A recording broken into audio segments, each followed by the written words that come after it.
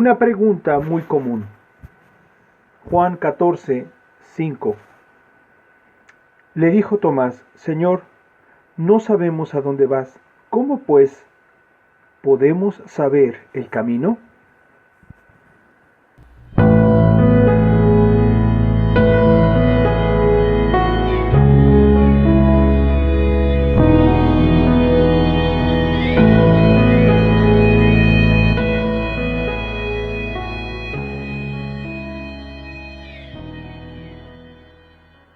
Muy buenas tardes, hermanos y amigos.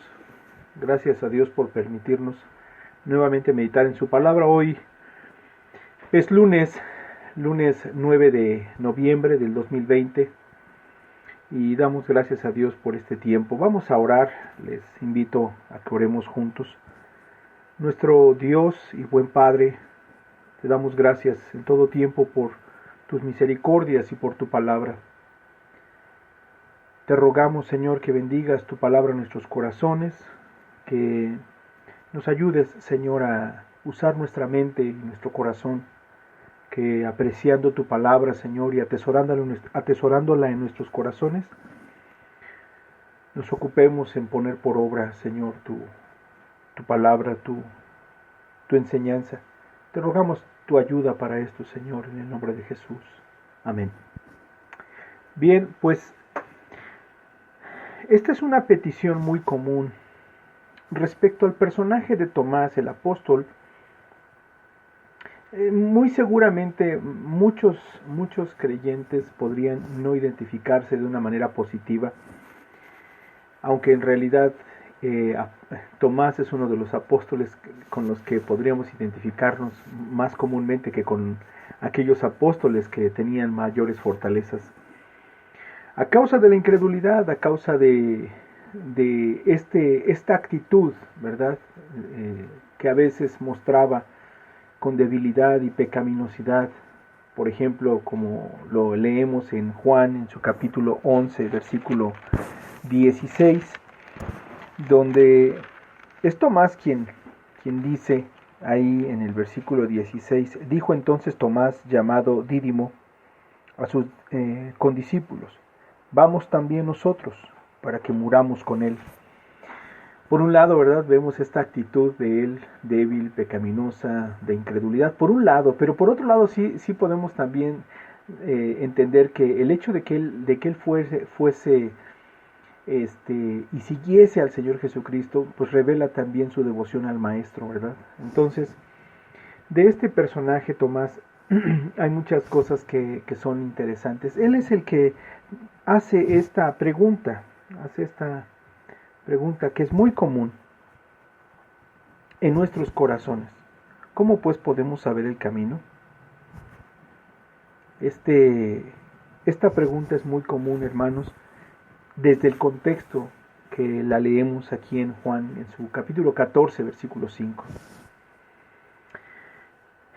¿Qué leemos en el contexto? Déjeme leer. No se turbe vuestro corazón, creéis en Dios, creed también en mí. En la casa de mi Padre muchas moradas hay. Si así no lo fuera, yo os lo habría dicho. Voy pues a preparar lugar para vosotros. Y si me fuere y os prepararé lugar, vendré otra vez y os tomaré a mí mismo, para que donde yo estoy, vosotros también estéis. Y sabéis a dónde voy, y sabéis el camino. Le dijo Tomás: Señor, no sabemos a dónde vas. ¿Cómo pues podemos saber el camino? Es esta pregunta que es muy común, insistimos. En el contexto, el Señor Jesucristo consuela a sus discípulos, y es importante porque aquí vemos una lección práctica muy importante. El creyente no puede tener consuelo y jamás podrá ser consolado en los medios resultantes de las bendiciones espirituales. Es decir, un creyente no podría poner como consuelo suyo las cosas materiales, las cuestiones resultantes a la bendición espiritual. La bendición más grande que un creyente puede tener y que realmente va a consolar su vida, su alma y su mente será siempre en poner sus ojos en la persona de Dios. Jesucristo está consolando a sus discípulos. Pero ¿a dónde pone la fe de ellos? ¿En dónde pone el cimiento de lo más profundo de sus corazones? En la fe en Dios, quien envió a Jesucristo, y en Jesucristo. No se turbe vuestro corazón, creed en Dios, creed también en mí. ¿Qué otra cosa vemos en este contexto?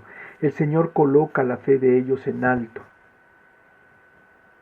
Va a decir, en la casa de mi Padre, y comienza a poner los ojos y su esperanza en la vida venidera, en la presencia de Dios.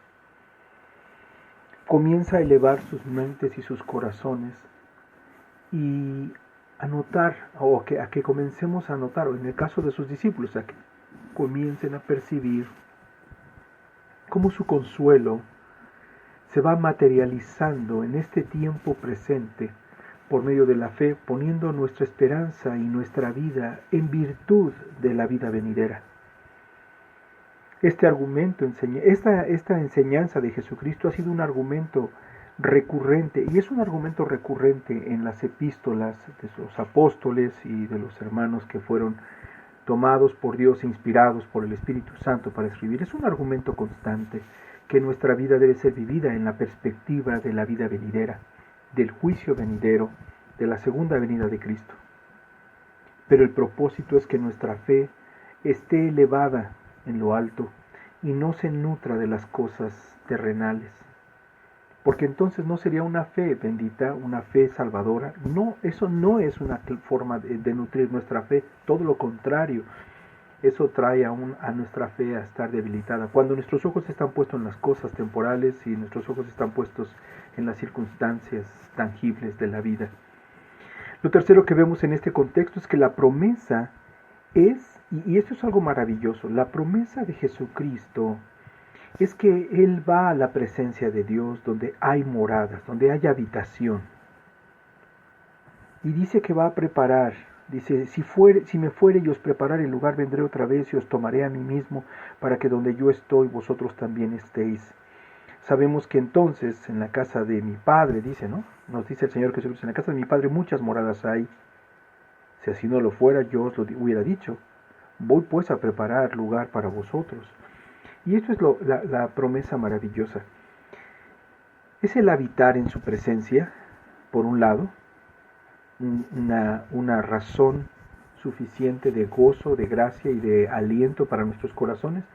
Pero el asunto primordial es que la promesa de la habitación con Él no solamente es habitar en su presencia, sino habitar con Él, gozándonos de esta relación personal con Dios.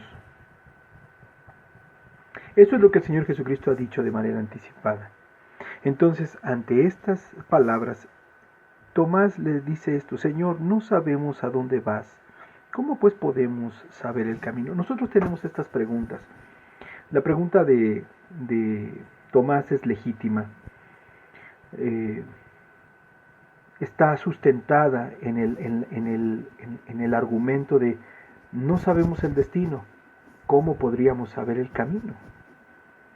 Sin embargo, si nosotros nos detenemos a ver la forma en la que Jesucristo habló, las ocasiones en las que Jesucristo habló acerca de su propósito como Salvador, como Redentor, de las veces en las que el Señor Jesucristo les hablaba acerca de la necesidad del sacrificio de su Mesías.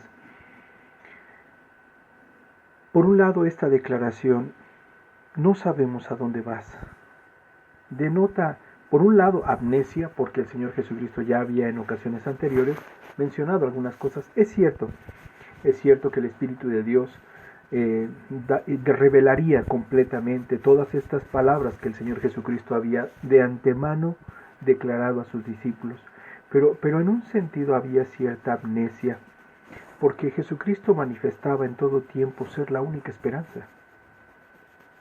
Y por otro lado, sí, revelaba cierta ignorancia, ¿verdad? No sabemos el destino, la destinación de tu persona no la sabemos. Hay dos posturas. Probablemente Tomás pensó que Jesucristo o se refería a la partida por medio de la muerte, o que quizás cambiaría de lugar en un lugar en la tierra. Se imaginó que el Señor hablaba acerca del camino que estaba a punto de seguir de forma inmediata. Pero sabe que algo que aprendemos de esta pregunta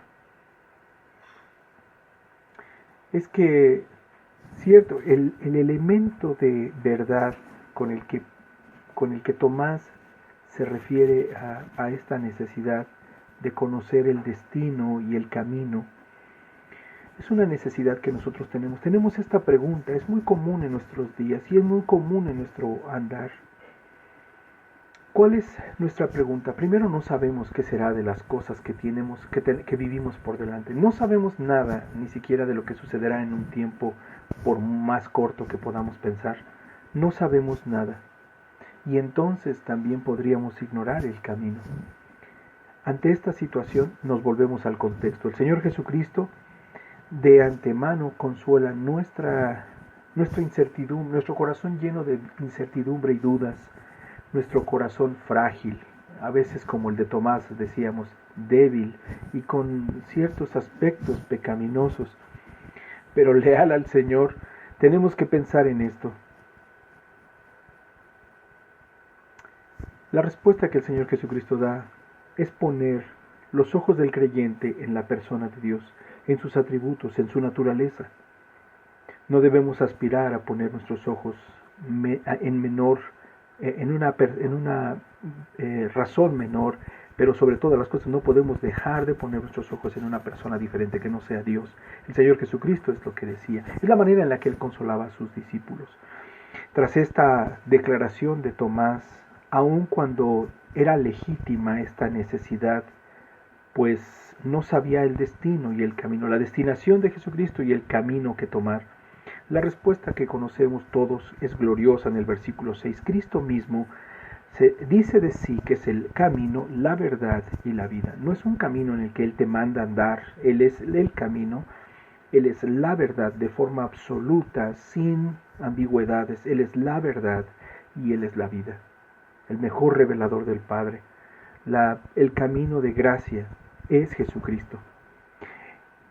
Si nosotros venimos delante de Dios con la incertidumbre de nuestros tiempos, con el temor de no errar, o aún en medio de la confusión y de la lucha y en nuestra propia naturaleza o con nuestra propia naturaleza pecaminosa, el Señor fortalece nuestras vidas, fortalece nuestras piernas, nuestras manos para la obra.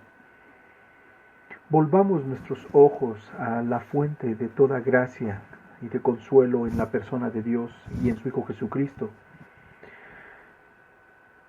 Escuchemos y deleitémonos en que nuestra alma necesita escuchar que Cristo es el camino. Nada hay más tangible, nada hay más real para un creyente, para alguien que verdaderamente busca de corazón, que entender, saber y ser llevado a Dios por medio de Jesucristo, ser llevado a la cruz del Calvario para perdón de pecados, para verdad y real o realidad completa, total y vida verdadera en Cristo. Es una pregunta muy común.